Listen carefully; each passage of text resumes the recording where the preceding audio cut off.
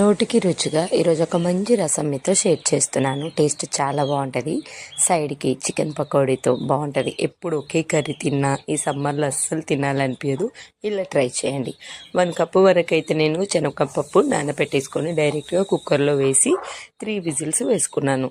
2 spoons ధనియాల powder, ఒక 20 వరకు వెల్లిపాయలు, కొంచెం 1/2 స్పూన్ వరకు జీలకర్ర, 1/2 స్పూన్ అయితే సోంపు, మిరియాలు ఒక 5-6, అలాగే ఎండుమిర్చి ఒక 10, కొంచెం చింతపండు, కరివేపాకు, ఉడకబెట్టేసుకున్న పప్పు, ఒక టొమాటో, కొంచెం సాల్ట్ వేసి ఈ విధంగా మంచిగా మిక్సీ పట్టేసుకోండి. ఒక గిన్నెలో కొంచెం నూనె, పోపు గింజలు, వెల్లిపాయలు, కరివేపాకు, ఎండుమిర్చి పోపు వేసుకోవాలి. ఇంగువ వేసుకుంటే బాగుంటుంది.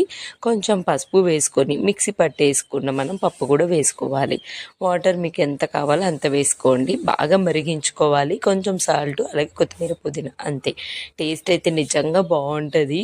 పప్పుచారు లాగా భలే ఉంటుంది. సైడ్కి అయితే నేను చికెన్ పకోడీ వేసాను. ఇలా సింపుల్గా అయితే లంచ్ అయితే కానిచ్చాం. ఒక్కసారి ఈ స్టైల్లో పప్పు ట్రై చేసి చూడండి.